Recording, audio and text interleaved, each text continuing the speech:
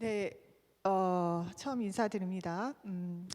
오늘 기도원에서 첫 설교 말씀으로 전할 말씀은 성경 66권에서 가장 마지막 권이 될 수 있는 요한계시록, 그 중에서도 장차 속히 반드시 일어날 일 가운데 어떻게 보면 이 땅에서의 가장 마지막 장면, 그리고 천국 삶의 가장 첫 시작의 장면을 여러분과 나누려고 합니다. 어저께 리더 수양회를 했어요. 근데 한 조의 한 리더님께서 굉장히 인상적인 말씀을 해주셨습니다. 무엇이었냐면, 이 사람은 행동할 때 이게 모든 이유가 있는 것 같아요 라는 이야기였습니다. 맞습니다. 사람은요, 우리가 의식하던 의식하지 않던 어떤 목적, 우리가 바라는 어떤 상황, 어떤 바램을 가지고서 선택을 해 가고 있습니다. 저도 오늘 설교를 하기 전에 무수한 선택을 하면서 여기까지 왔어요. 여러분도 아마 무수한 선택을 하고 이 자리에 와 계실 겁니다. 저도 조금 더 포멀한 옷을 입어야 되나? 아니면 그냥 조금 내가 편한 옷을 입을까? 내가 조금 뭘 먹을까? 아니면 그냥 좀 마실까? 뭐 이런 선택들, 자잘한 선택들을 하고 요 말은 조금 괜찮을까 아닐까를 선택을 하면서 왔습니다. 자, 우리는요, 어떤 사람이 행동할 때 굉장히 이렇게 비일관적으로 보이고 좀 생각이 없어 보일지 모르겠지만 가만히 찬찬히 들여다보면 그 안에는 어떤 일괄적인 어떤 바램과 목적 속에서 그 선택들을 하고 있는 것을 볼 수가 있어요.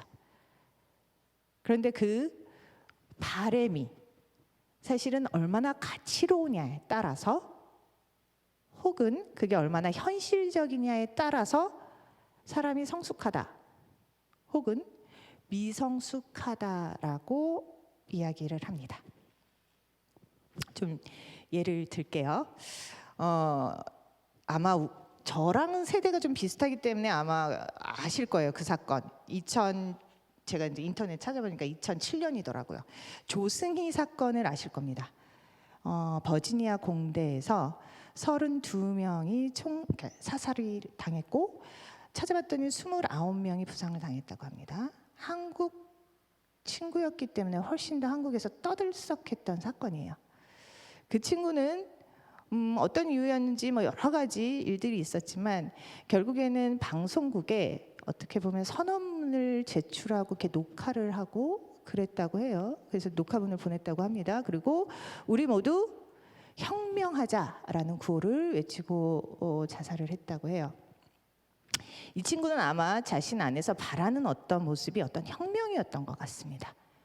이 친구가 오랫동안 따돌림을 당했다고 해요. 어떤 상처들이 있었던 것 같아요. 그래서 뭔가 어떤 상황들을 전복하고 싶었던 것 같습니다. 그래서 그 친구는 어떤 바라는 상황, 바라는 자신의 모습이 혁명가였던 것 같아요. 그리고 그것을 실행하는 데 있어서 그 친구는 버지니아의 학생들을 사살하는 방식을 선택했던 것 같습니다. 반면에 마더 테레사는요, 그분은 아마 그리스도를 닮기를 갈망하셨을 것 같아요. 그래서 그분의 삶의 선택은 가장 소외되고 외로운 자를 찾아가서 위로하는 방식이었습니다. 어떤 사람은요, 또 끔찍한 혁명가를 꿈꿀 수도 있고요, 혹은 예수 그리스도를 꿈꿀 수 있어요. 닮기를요.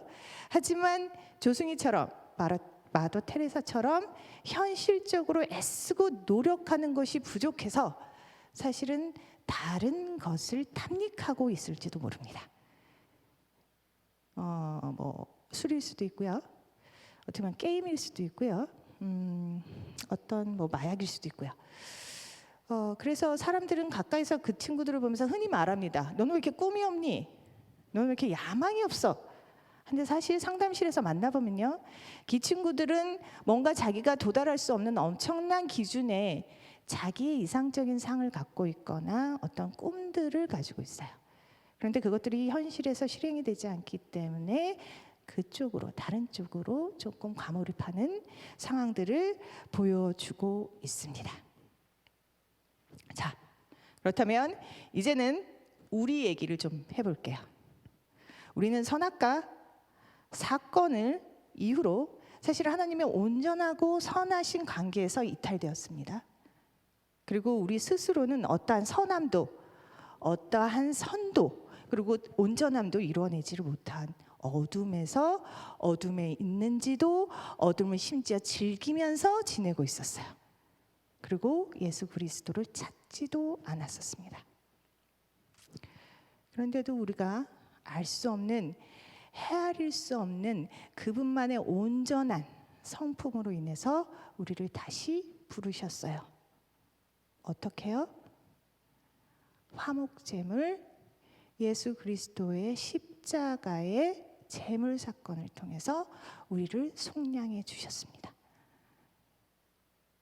그리고 속량으로 그치지 않고요, 자녀 삼아 주셨어요. 아주 친밀한 관계를 맺게 해주셨다는 겁니다.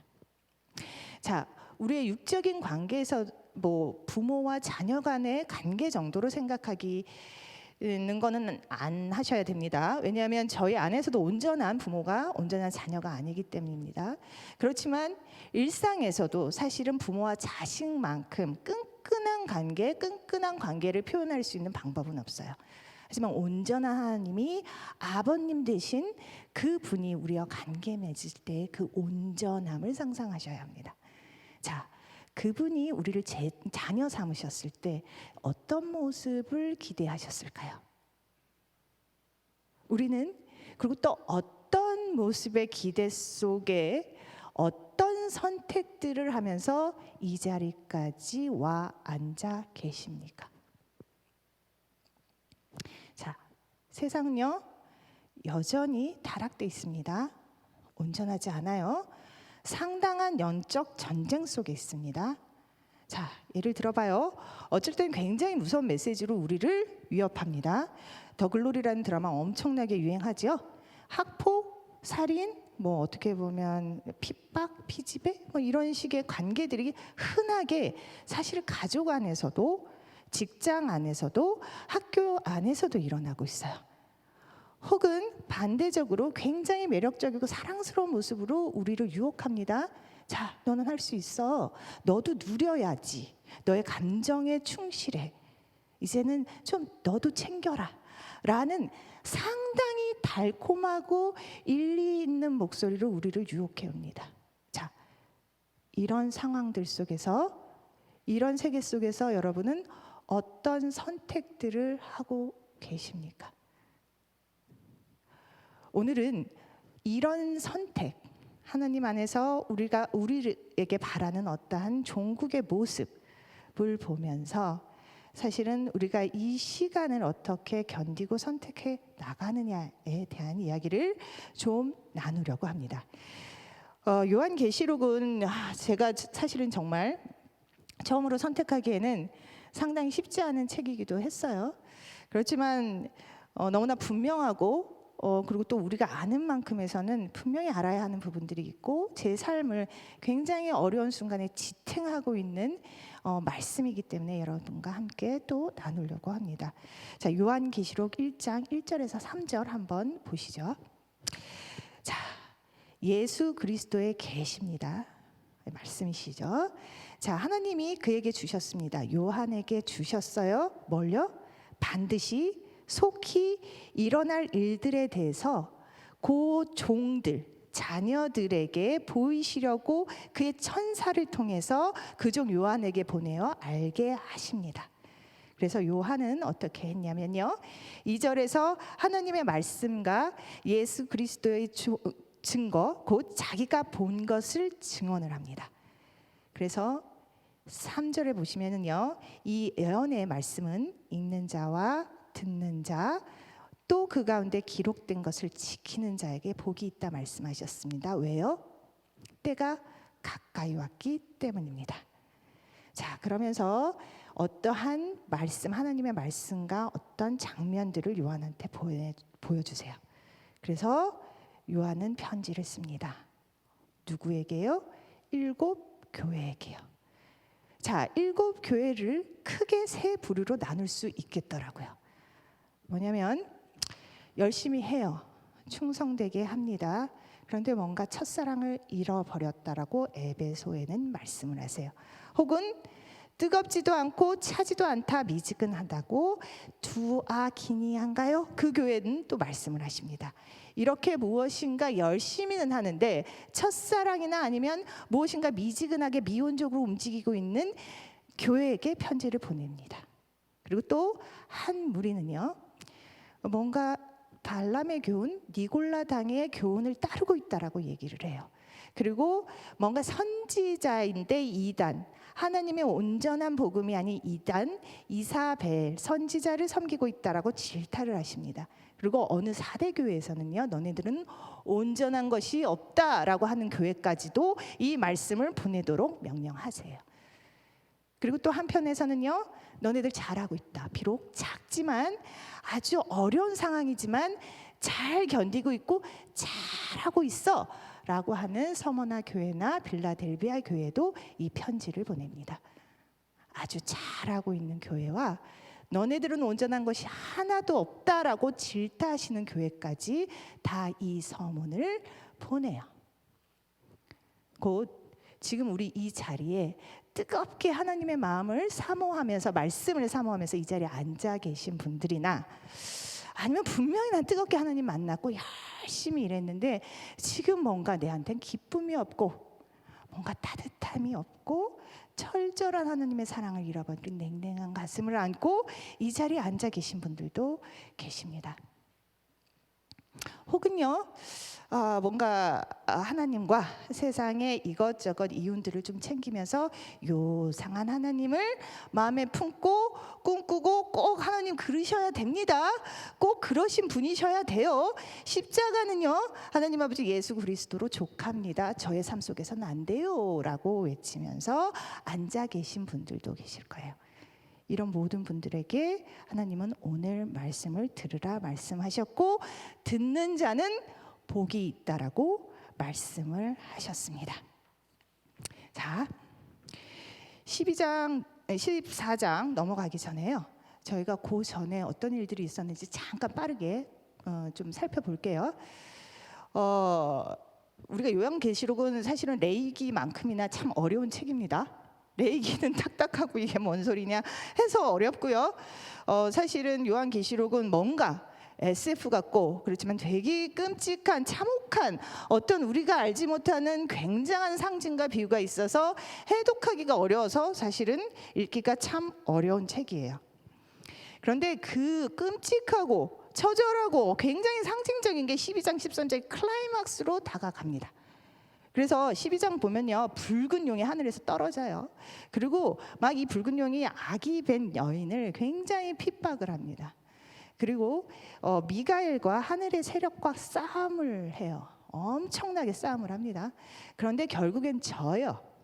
져가지고 이 땅에 내려옵니다. 그리고 자기의 때가 머지 않다라고 해서 이 땅에 있는 많은 사람들을 핍박해요. 그런 모습이 12장에 그려지고 13장으로 넘어갔을 때는 그 권세, 붉은 용의 권세를 받은 바다의 한 짐승과 땅의 한 짐승이 딱 올라옵니다. 근데 이 모습이 굉장히 달라요. 바다에서 온 짐승은요, 딱 보기에도 포스가 어마무지합니다. 표범 같기도 하고요, 그의 발은 곰 같기도 하고 그의 입은 사자 같기도 하대요. 근데 얼굴은 7개고 뭐 뿔이 10개가 달려 있다고 합니다. 그리고 그 짐승의 이름은 신성 모독이라는 이름의 짐승이라고 해요. 그리고 자신을 따르지 않는 자들을 죽이고 핍박한다고 합니다. 언제까지요? 42달까지요. 그러다가 한참 힘겹다가 땅에서 한 짐승이 올라와요. 근데 그 짐승은 상당히 사랑스럽습니다. 양이에요. 근데 이 양은 우리가 알고 있는 양과는 조금 다릅니다. 두 뿔이 있어요. 그리고 우상을 세우라고 얘기합니다. 그리고 우상에게 숭배를 하라고 합니다. 그리고 하나님에게 비방하라고 하고 하나님에게 속한 자를 비방하라고 합니다. 그리고 절대로 이것을 따르지 않으면 죽임을 당하고 핍박을 당합니다. 어떻게까지요? 자, 여러분 13장에 아마 이 말씀은 뜨지 않을 텐데요. 16절, 17절 보시면요, 그의 모든 자입니다. 곧 작은 자, 큰 자, 부자, 가난한 자, 자유인, 종인, 모든 사람의 오른손이나 이마에 그의 표를 받아야 합니다. 여러분들 참 많이 들었던 666이라는 짐승의 표를 받게 되고, 이 표를 받지 않으면 매매도 되지 않는 엄청난 핍박을 받게 되는 장면이 13장 마지막까지 나와요. 자, 그러면 14장은 그 뒤에는 어떻게 전개가 되느냐 궁금해서 싹 넘어가면은요, 14장은 어떻게 보면 기존에 우리 흔히 유명한 감독들이 가장 공들여서 만드는 장면, 예를 들면 얼만큼 죽이고 얼만큼 멋지게 피 튀기고 얼마나 화려하게 이 뭔가를 이렇게 하면서 이 전쟁들을 그려낼 것까에 대해서는 하나님께서는 좀 관심이 없는 것 같아요. 그 관심을 두지 않습니다. 그 장면을 공들여 쓰지 않으세요. 전하시지 않으세요. 그러고 난 다음에는 휙 넘어가서 최종의 승자는 누구냐, 이 전쟁의 승자는 누구냐 하면서 짐승의 표를 받은 사랑과는 사뭇 대조적인 어떤 장면들을 쫙 펼쳐주고 계세요. 자, 그게 오늘 읽은 본문 1장에서 14장 1절에서 5절의 말씀입니다. 자, 하나씩 우리가 좀 찾아볼게요. 자, 1장에서 5절까지 등장인물을 한번 좀 보겠습니다. 자, 여기 일단 배경은 시온산이네요.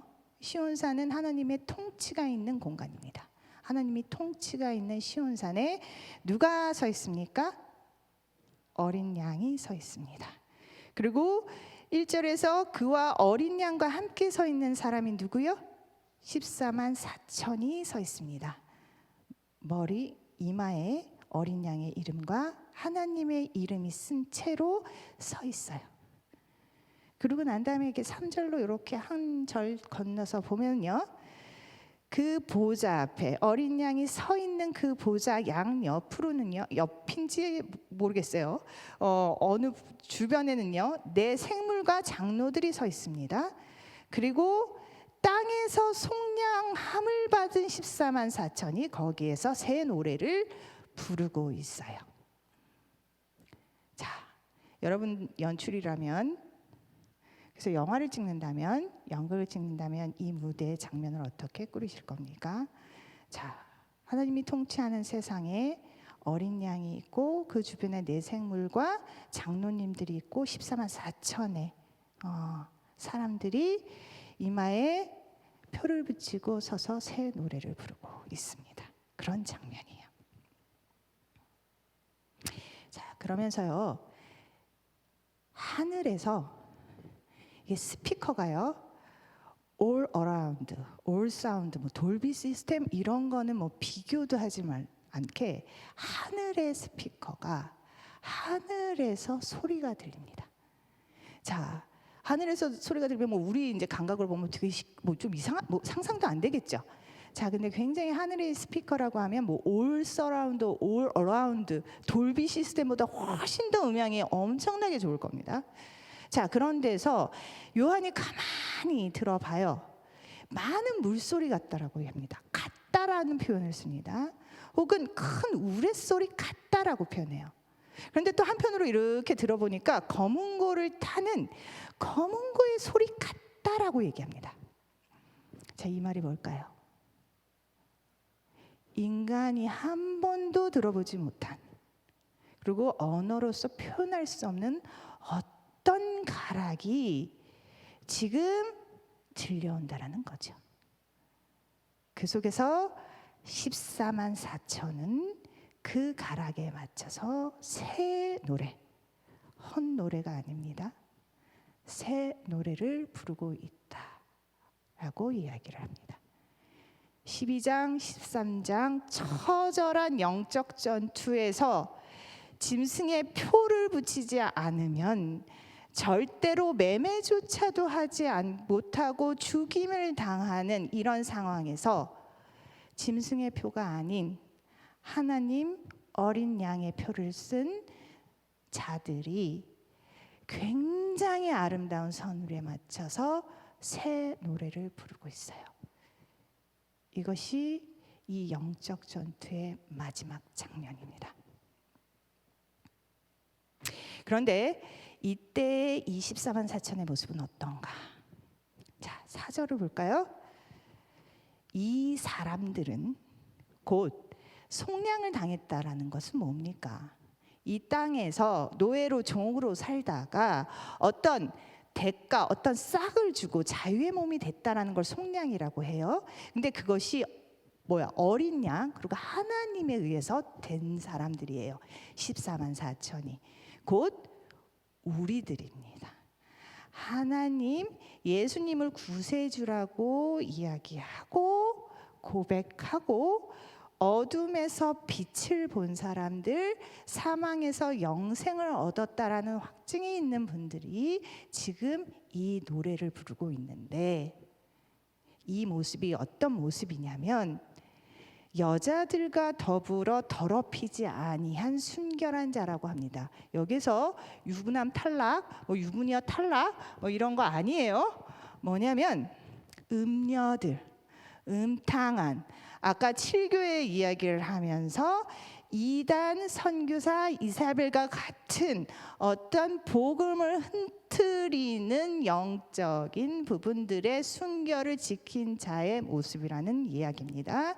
그리고 어린 양 예수 그리스도가 인도하는 어디든 따라가는 자, 사람들 가운데서 속량을 받아서 처음 익은 열매처럼 제사상 우리 예배할 때 레위기도 보면요, 가장 첫 열매, 가장 소중한, 가장 값진 그 열매처럼 우리는 하나님과 어린 양에게 속한 자로서 그 입에는 거짓이 없고 흠이 없는 모습으로 우리는 맨 마지막 이 땅에서 주님과 함께 노래를 부르고 계실 겁니다.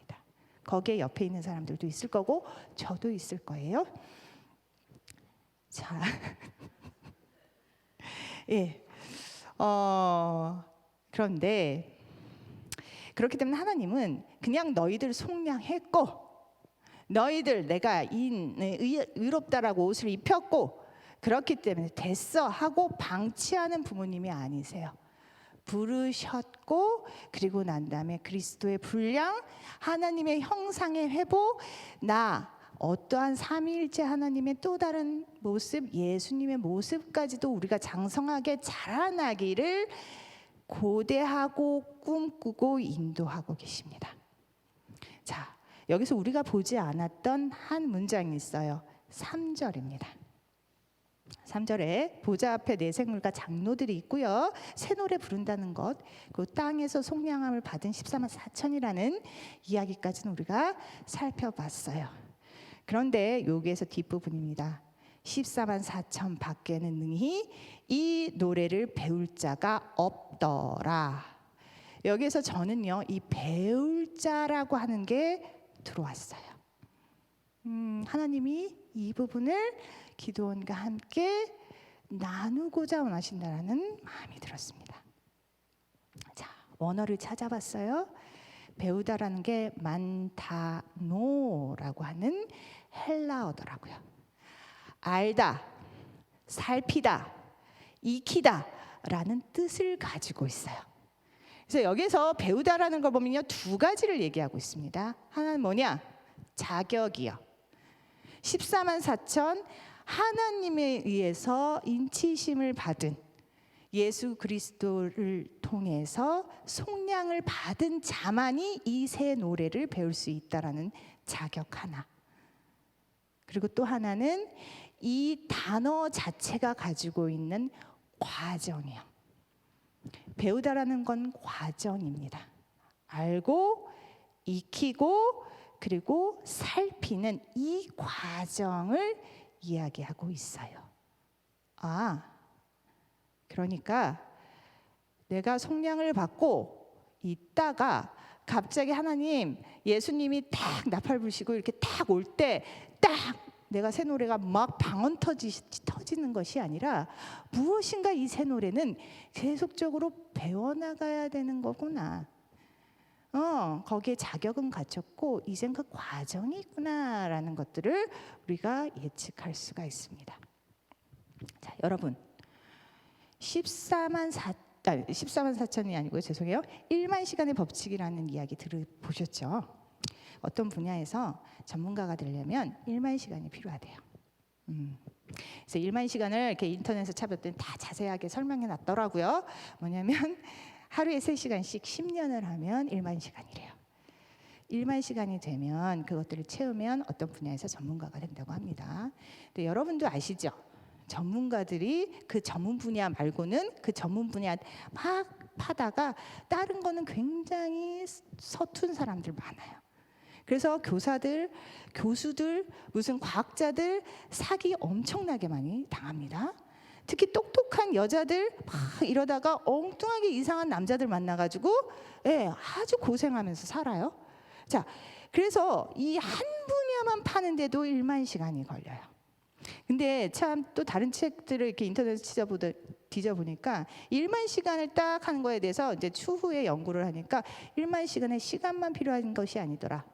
전문가들가 되려면 시간뿐만 아니라 그 사람의 지능 그리고 기억 수준. 그래서 내가 여기에서는 나는 좀 안 되겠구나 라는 생각이 들었는데 기억 수준. 그리고 스포츠 쪽에서는요, 이 산소를 보유하는 이 폐활량 이게 굉장히 중요하다고 해요. 그리고 교사의 질, 교사의 티칭 스타일 이런 것들도 다 구비가 되어야 전문가가 될 수 있다라고 이야기를 합니다. 사실 우리가 뭐 피아니스트, 무슨 발레리나 이런 전문가 쪽을 생각 안 하셔도 돼요. 우리 그냥 자전거 타고 운전하고 이런 것만 봐도 우리는 상당히 넘어지고 까지고 그러면서 자전거를 배워야 한다라는 걸 압니다. 배드민턴도 어저께 우리가 기도원 끝나고 얘기했는데 배드민턴 탁구 치려면요 그것도 엄청나게 공주 쓰러 다녀야 돼요. 제가 탁구 배우려다가 공주 따가 이거 못 해먹겠구나 해가지고 포기한 사람입니다. 힘들어요. 근데 그만큼 무엇인가를 굉장히 많이 노력을 해야 하는 그 과정들이 있어요. 자, 근데 그것이 교본만 본다고 되나요? 알고 그것을 살짝 살피고 나면 자전거 타집니까? 필기시험 보고 나면 운전할 수 있나요? 배드민턴 교본 보고 난 다음에 못해요. 직접 해봐야 됩니다. 넘어지고 까지고 저 아직도 제 차 조그만 차에 드르륵 갈린 자국 아직도 있어요. 벽에 아주 몇 번이나 부딪혔는지 모릅니다. 그런 상처들이 있어야 사실은 운전을 배울 수가 있어요. 자, 우리는 하나님이 장차 오실 그 노래, 그 시간에 우리를 부르셔서 그 새 노래를 함께 부르고 그 노래를 듣기를 원하십니다. 자, 그렇다면 그 장차 올 날에 새 노래를 부르기 위해서 오늘 여러분의 삶의 자리에서 여러분은 삶의 새 노래를 배우고 계시는지를 질문 드려요. 자, 경제적으로 조금만 더 여유가 생기면, 시간적으로 조금만 더 여유가 생기면, 혹은 내가 조금 에너지가 조금 더 올라오면 그때 무엇인가 새 노래를 배우고 익혀야지라고 하고 계신 것은 아닙니까?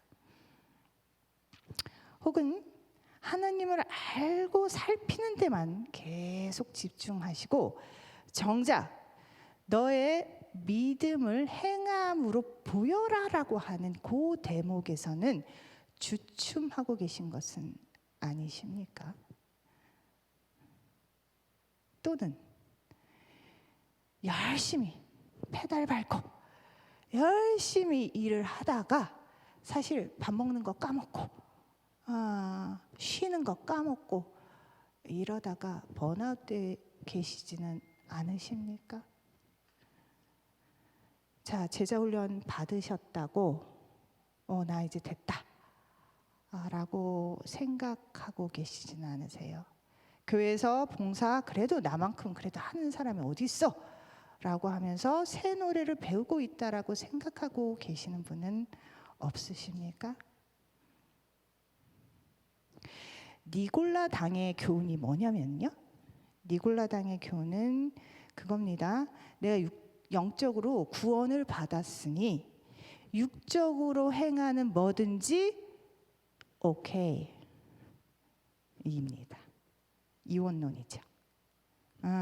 여러분도 생각보다 이원론의 사상을 가지고 있는 사람들 많아요. 자, 하나님한테 어차피 천국 영생의 약속 받았습니다. 그래서 자비의 하나님도 알고 용서의 하나님도 알아요. 그래서 사실은 하나님 모르고 살 때보다 조금 더 게으르고 조금 더 방만하게 살아 계시는 분들 분명히 이 중에 있을 겁니다. 제가 그랬어요. 처음에 하나님 만나고 그전에는 저 혼자 막 어떻게든 버텨야 되니까 이귀연이라는 자존심을 걸고 엄청나게 좀 살았어요. 그래서 제 친구들이 저한테 뭐라고 그랬냐면 너는 은근과 끈기 이런 재미없는 별명을 저한테 불러주기도 했었습니다. 근데 제가 하나님을 만났어요. 하나님을 딱 만나고 났는데 제가 그때 약간 집을 쉐어했었어요. 방을 쉐어하는데 제 샴푸가 이렇게 있었어요. 분명히 떨어진 게 아니에요. 샴푸가 있었는데 이렇게 룸메 메이트들이 이렇게 샴푸에 이렇게 향이 다른 것들을 이렇게 좀 갖다 놓지 않았습니까? 그래서 옛날 같았으면 절대 내 것만 쓰지 남의 거 안 썼어요. 그런데 그때 왜 그랬는지 모르겠지만 하나님을 딱 만나고 나니까 이 물건, 하나님이 주신 이 물건을 잘 쓰는 사람이 주인이다 라는 요상한 생각을 갖고 그리고 난 다음에 이 딸기향 한번 발라보고 발라보던 시절도 있었어요. 그리고 자비의 하나님 그러면서 나의 율법이 참 많이 자유로워졌어 라고 생각하는 시절도 있었습니다. 이게 니골라당과 뭐가 다릅니까? 한편으로는요, 그 아까 두 짐승이 막 싸운다고 했잖아요. 정말 폭력적인 그런 짐승의 세계관에 우리가 노출되어 있기도 해요. 당할 때는 그런 짐승 너무 싫지만 내가 가해할 때는 사실 그것처럼 또 달콤한 것도 없습니다. 그래서 사실은 막 시켜요. 막 하라고 윽박 질러요. 윽박은 아니지만 또 교묘하게 조정들을 합니다. 그러면서 그 가치관에 어떻게 보면 충실하게 살아가기도 해요. 내지는요, 상담도 그렇게 흘러갈 때가 되게 많아요. 야, 너 그동안 엄청나게 너 소외됐어. 그렇기 때문에 이제는 너 거를 챙겨. 네 자가 말하는 것들을 들어. 너의 목소리에 귀 기울여 너 목소리를 따라가 하는 좀 이상한 종교로 빠져서 가이드를 하는 경우가 많아요. 자, 여러분은 여기에 어디에 계십니까? 그때 2주차인가요? 1월달 박주선 목사님께서 하나님과 동행하는 것이 무엇이냐라고 말씀하시면서 정체성과 내 달려갈 길이라고 이야기할 때 전 참 어떻게 이거를 이렇게 하나님 말씀을 정리할 수 있었을까 딱 무릎을 쳤었습니다. 자, 우리가 달려갈 길은 14만 4천의 그 모습일 겁니다. 그게 우리의 회복돼야 되는 진정한 정체성이에요. 그 장면이, 그 새로운 피조물이라는 그 정체성이 여러분한테 분명한지를 저희는 묻고 있어요. 그리고 우리는 계속적으로 말씀 안에서 그 정체성을 분명히 해야 합니다. 그리고 그 정체성을 가지고 이 혼란한 영적 전쟁에서 매 순간 그 14만 4천의 곧 우리가 배울 노래, 우리가 곧 입을 온전한 회복의 모습을 오늘도 그 쓰러진 자리에서 해 나가셔야 합니다. 제가요, 한 달 전까지만 해도요, 이렇게 힘들진 않았습니다. 내 삶이. 저요, 사실 상담사로, 성경적 상담사로 10년 좀 넘게 일했고요. 그전에도 사실 연극치료사로 오랫동안 일했어요. 그래서 사실은 좀 이제는 살만하다 싶었습니다. 그래서 좀 잘난 척도 하고 좀 또 여기저기서 좀 부르는 데도 있고, 그래서 겸손한 척하면서 이렇게 어깨에 힘주고 이제는 조금 내 옷이 편안하게 살겠구나라고 생각을 했어요. 근데 하나님께서는 이게 효율성하고는 굉장히 좀 거리가 먼 분 같아요. 그러면서 저를 굉장히 새 틀로 집어넣으셨어요. 모르겠어요. 누구는 이걸 부러워하시는 분도 계실지 모르겠습니다. 근데 저는요, 10년만 있으면 은퇴거든요. 그렇기 때문에 사실은 이 은퇴 20년 생고생을 또다시 새로운 환경, 아무것도 모르는 이곳에서 생고생을 해야 한다는 것이 저한테는 그렇게 쉬운 선택은 아니었어요. 그런데 가만히 곰곰이 이렇게 돌아보니까요, 솔직히 새 환경만큼 제가 깎일 수 있는 곳이 또 어딘가라는 생각도 들었습니다. 제 체면, 제 자존심, 나의 어떻게 보면 안일함, 안정된 삶만 포기하면요, 사실은 이곳에서의 어떻게 보면 새 노래를 배우는 것이 또 상당히 새롭겠다라는 생각도 들었어요. 하나님과의 관계가 끈끈해질 수밖에는 없겠구나. 어떻게 보면 10년 또 내가 목에 힘이 들어갈 때쯤이면 은퇴기 때문에 또 다른 새로운 세계로 들어가겠죠. 그럼 또다시 내가 무엇을 배워야 되겠다라는 생각 때문에 10년 나쁘지 않다, 감사하다라는 마음이 들었어요. 자, 여러분은 어떻습니까? 분명히 여기 경제적으로 어려우신 분들 계실 거예요. 여유 없으신 분 계실 겁니다. 시간 없으실 분들이 있을 거예요. 돌봐야 되는 너무나 많은 가족들이 있을 수 있습니다. 내지는 정말 열심히 섬겼는데 내 몸이 이렇게까지 망가질 줄은 몰랐다라고 해서 힘겨운 시간들을 보내고 계시는 분들이 분명히 여기 있을 거예요. 자, 그럼에도요, 우리한테 변하지 않는 목적지 24만 4천의 새 노래는 우리가 아무리 힘들고 넘어져 있어도 변하는 모습은 아닙니다. 타협되는 모습이 아니에요. 하나님은 끝까지 우리 삶 속에서, 우리의 어려운 상황 속에서도 분명히 새 노래를 가르쳐 주실 거고, 저희는 순결한 모습으로, 거짓과 흠이 없는 모습으로 하나님의 첫 잘 익은 열매로 하나님께 서 있을 겁니다. 붙잡으세요. 이 장면을 붙잡고 지금 그 아프고 힘들고 견디기가 만만치 않은 세상에서 여러분, 슬픔의 노래가 아니라, 한탄의 모닝이 아니라 하나님의 새 노래를 불러 가시기 바랍니다. 2023년 기도원은 여러분과 함께 이 새 노래를 부르고 함께 배워가는 시간 갖도록 하겠습니다. 우리 열심히 끝까지 종주하여 영으로 시작된 싸움이 육으로 끝나는 가장 불쌍한 삶이 되지 않도록 하나님께 기도하며 간구하는 시간 갖기로 하겠습니다. 자, 찬양하겠습니다.